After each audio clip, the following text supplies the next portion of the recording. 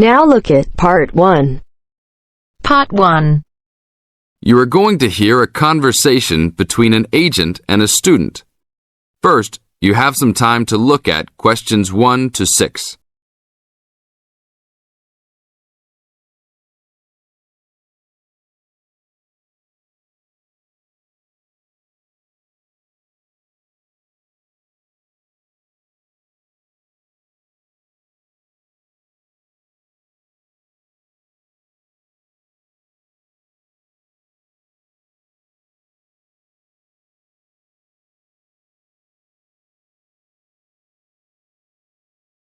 Now listen to the tape and answer the questions. It's 1 to 6.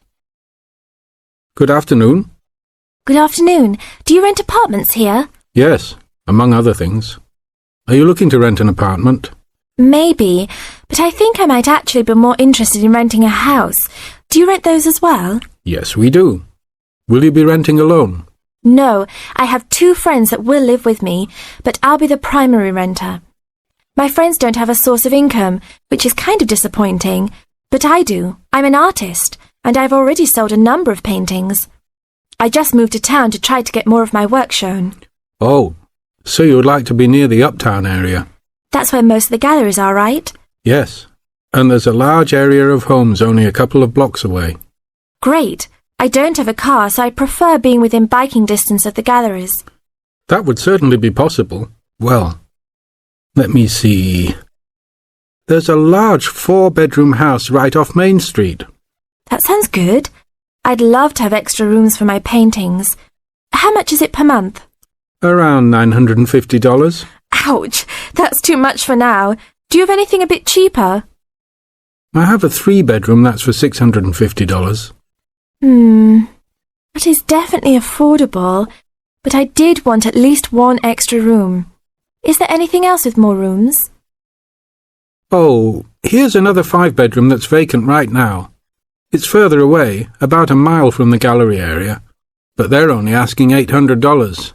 That's a deal for so much space. Well, a mile isn't so bad. It's only a 5-minute bike ride, and that price is okay. I'd like to see that one. Can you give me the address? Sure. It's on 1566 Honeysuckle. Honeysuckle Drive, Wood Heights. Now look at questions 7 to 10.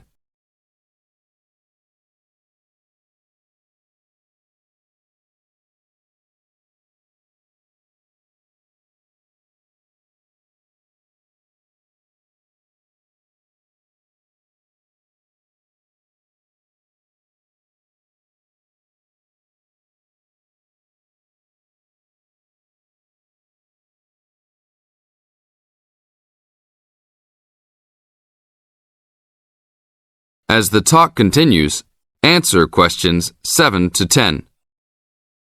Such a lyrical street name. I like it. Is it furnished? Partially. It has a couch and chairs, a dining table, refrigerator and stove, a wardrobe, a couple of dressers and such, but no beds. Does it have a washer and dryer? It doesn't say here. But why don't you go and take a look?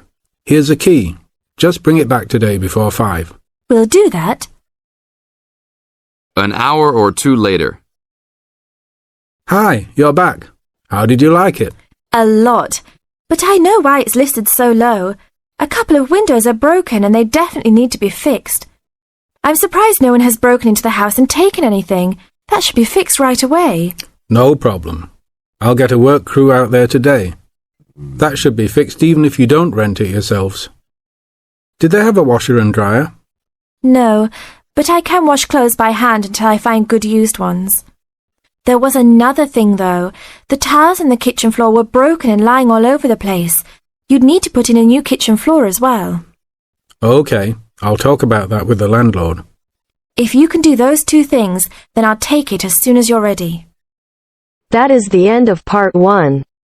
You now have half a minute to check your answers.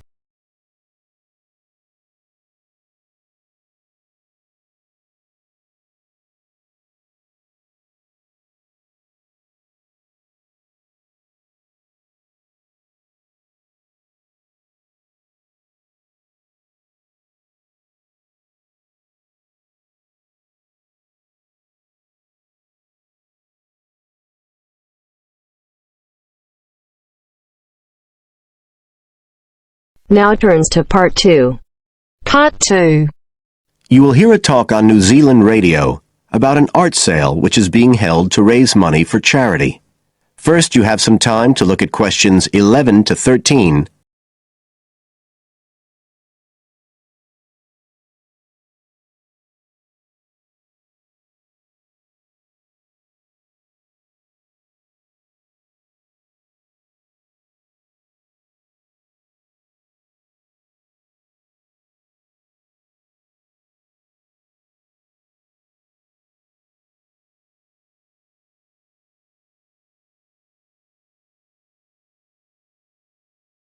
Now listen carefully and answer questions 11 to 13. One of the most anticipated art events in Christchurch is the charity art sale organised this year by Neil Curtis. Neil, tell us all about it. Well, Diane, this looks like being the biggest art sale yet. And the best thing about it is that the money raised will all go to charity. So what you probably want to know first is where it is. Well, the pictures will be on view all this week, most of them at the Star Gallery in the shopping mall.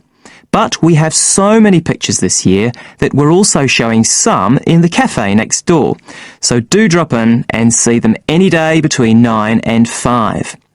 Now, if you're interested in buying rather than just looking, and we hope a lot of you will be, the actual sale will take place on Thursday evening, with sales starting at 7:30. Refreshments will be available before the sale, starting at 6:30. We've got about 50 works by local artists showing a huge range of styles and media, and in a minute I'll tell you about some of them. You're probably also interested in what's going to happen to your money once you've handed it over.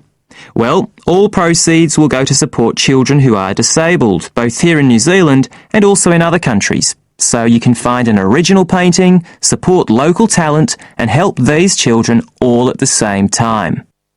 Before you hear the rest of the talk, you have some time to look at questions 14 to 20.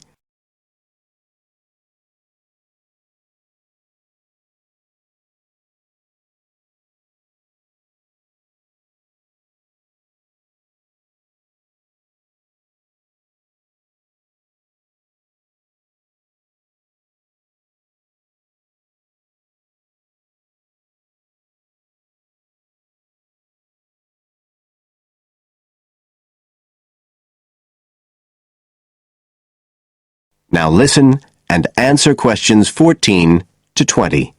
Now, let me tell you a bit about some of the artists who have kindly agreed to donate their pictures to the charity art sale.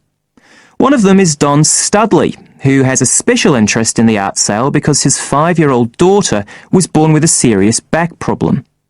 After an operation earlier this year, she's now doing fine, but Don says he wants to offer something to help other less fortunate children. Don is totally self-taught and says he's passionate about painting. His paintings depict some of our New Zealand birds in their natural habitats.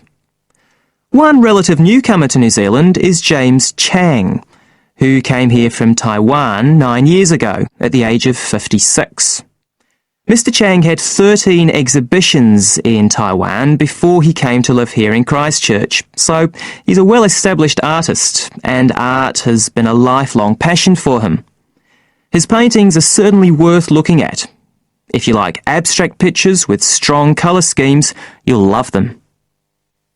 Natalie Stevens was born in New Zealand, but has exhibited in China, Australia and Spain. As well as being an artist, she's a website designer. She believes art should be universal, and her paintings use soft colours and a mixture of media. Most of her pictures are portraits, so watch out, some of them may even be friends of yours. And then we have Christine Shin from Korea. Christine only started to learn English 2 years ago when she arrived in New Zealand, but she's been painting professionally for over 10 years, and she sure knows how to communicate strong messages through the universal language of art. She usually works from photographs and paints delicate watercolours, which combine traditional Asian influences with New Zealand landscapes, giving a very special view of our local scenery. Well, that's all I have time to tell you now, but as well as these 4, there are many other artists whose work will be on sale, so do come along on Thursday. We accept cheques, credit cards or cash. And remember, even if you don't buy a picture, you can always make a donation. That is the end of part 2. You now have half a minute to check your answers.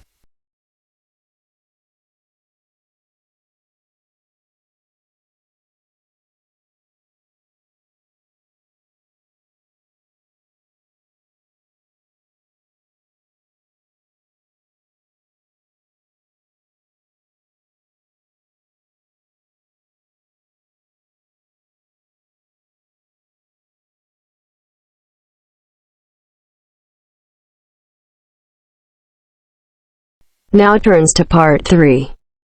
Part 3. You will soon hear an informative talk given by Michelle on how to keep out burglars and keep your home safe. First, you have some time to look at questions 21 to 26.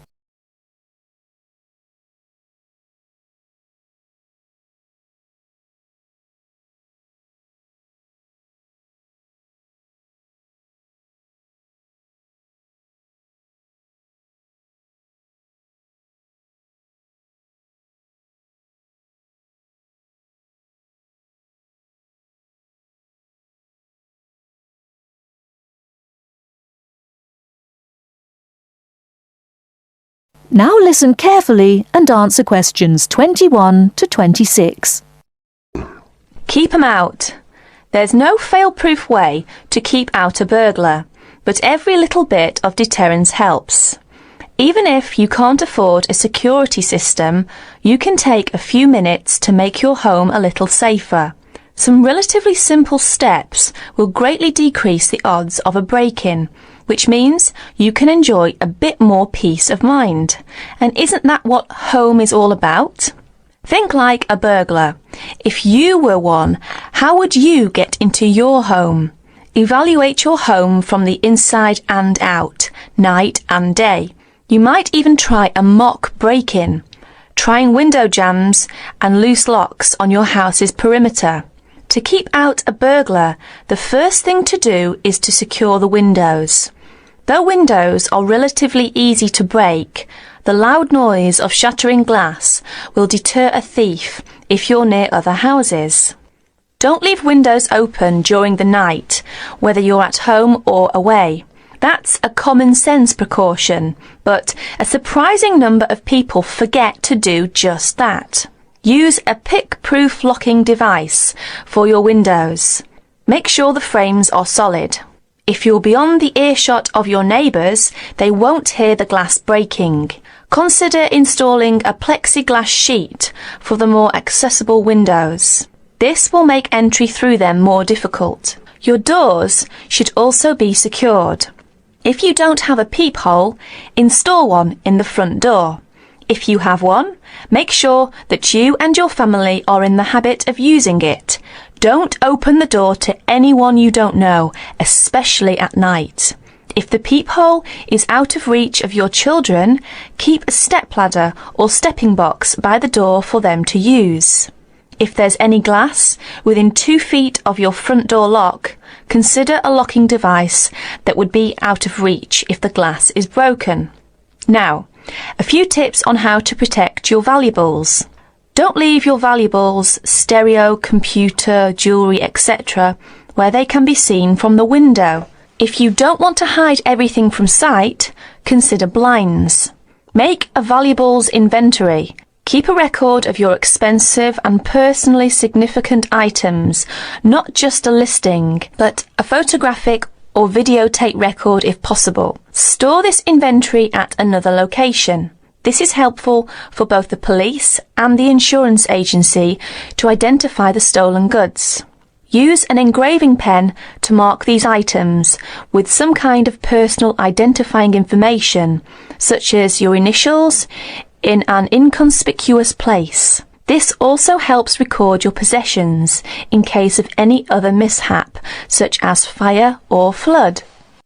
Before you hear the rest of the talk, you have some time to look at questions 27 to 30.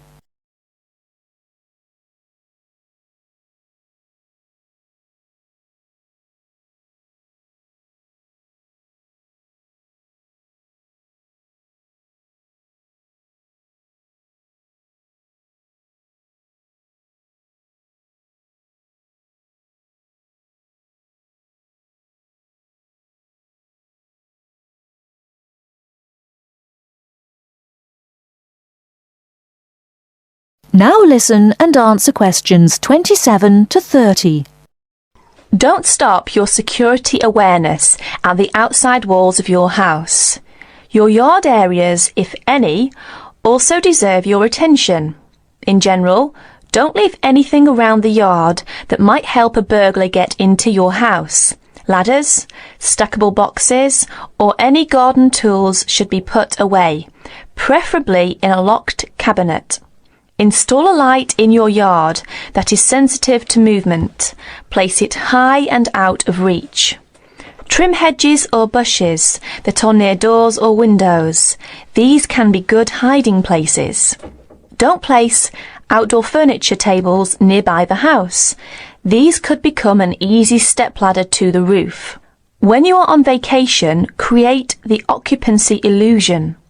Maybe you laughed at your mother for leaving the lights on and the radio playing while she left for vacation, but she had the right idea. Those steps aren't quite enough, so try these strategies. Buy electronic timers that turn lights on and off at different times. Hook up a timer to your TV for a few hours each evening. Turn up the volume too.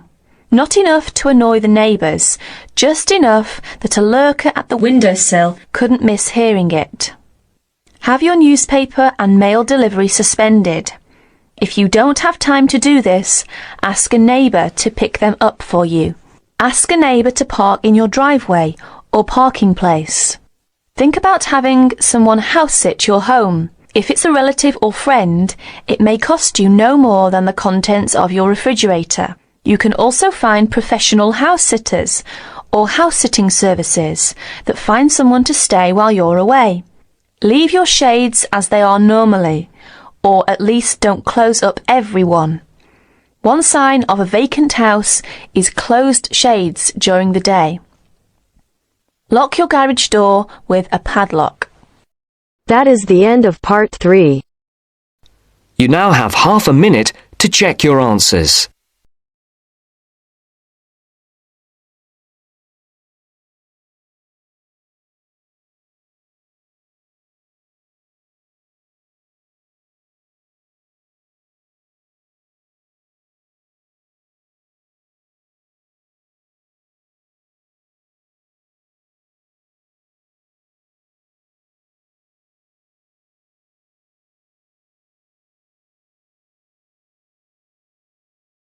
Now turns to part 4. Part 4. You will hear part of a careers advice talk on working freelance. First, you have some time to look at questions 31 to 40.